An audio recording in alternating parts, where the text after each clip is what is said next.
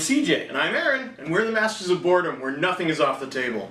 And here's how to play Mystic Vale. Mystic Vale is a card building game. Wait, don't you mean a deck building game? Aaron, you ignorant slut. You end the game with the same 20 cards you started with. That being said, they'll be very different. The cards are actually sleeves, which you'll put these transparent plastic inserts in throughout the game, which will add or change the abilities of the card. Let's set up. Every player gets a deck of 20 sleeves. Each should contain 9 cursed lands, 3 fertile soils, and 8 blank cards. Shuffle that deck and place it face down in front of you. Next, set up the commons. This is your pool of available inserts. First, separate the fertile soil inserts and place them in a pile in easy reach of all players. All other advancements come in 3 tasty levels. For levels 2 and 3, you can put out the entire stack, but there should be a limited number of level 1 cards, 12 for 2 players, 15 for 3 players, and 18 for 4 players. Then turn over the top 3 of each level and place them next to their stacks.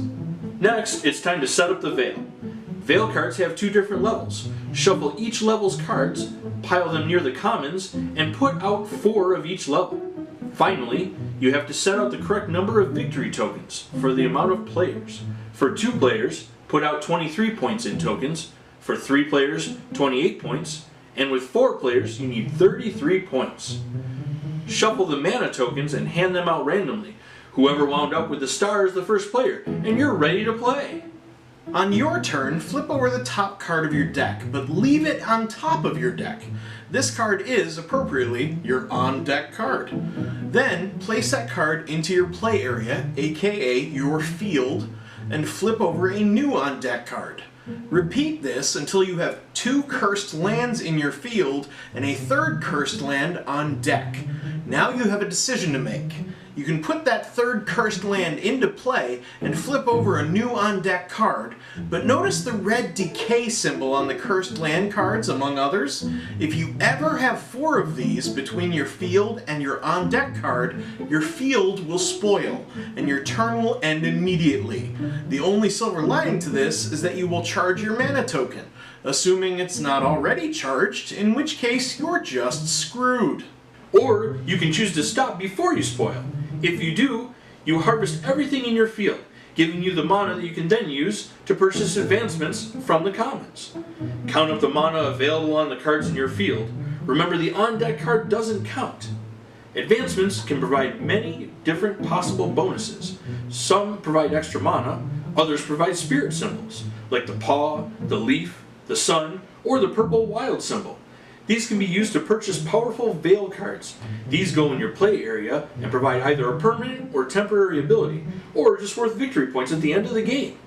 Some advancements can provide growth symbols, and each growth symbol negates 1 decay, making it harder for you to spoil.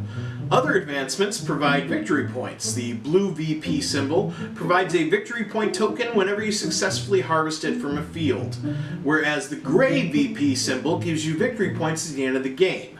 Most have a number value, but some are based on certain conditions. Finally, advancements can provide guardian symbols, though we call them helmet symbols because duh. These symbols have no effect unless an ability on the card refers to them. Anyway, once you've decided what advancements you want to purchase, you may buy up to 2 advancements per turn. Put those advancements in your play area and replace them with new inserts from the appropriate level decks. Once you're done purchasing advancements, it's time for the discard phase. First, you get to sleeve your new advancements, but take note, you may not cover up an existing card ability with a new advancement, unless it is the long vertical ability.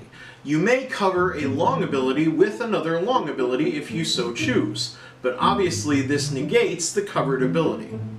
When you're finished sleeving the new advancements, take all cards in your field but not your on-deck card and put them into your discard pile. The next person may now start their turn, but you can save some time by setting up your field for the next round. Putting the on-deck card into your field until you have 2 decay symbols in the field and a 3rd on deck.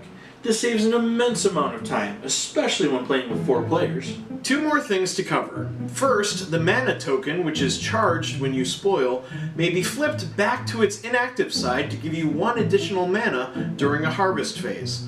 Lastly, the text abilities on the advancements can sometimes only be performed during certain times. For example, there's When Played, which resolves as soon as the card is put into your field and before flipping a new on-deck card.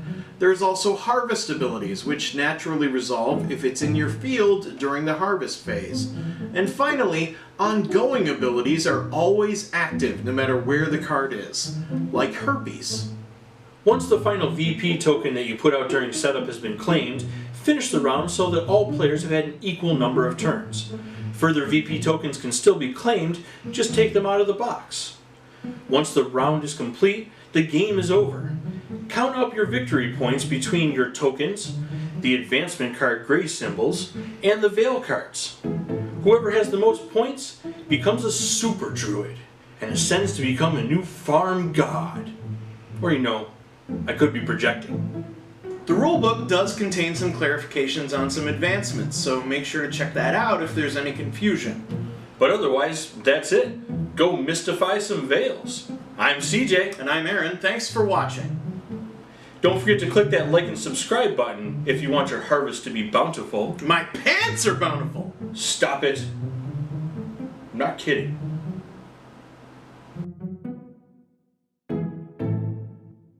Well, look at that. You made it to the end of the video. That tells me that you enjoyed it, which means you should enjoy these videos as well. And don't forget to subscribe so you can see more of our content. Thanks.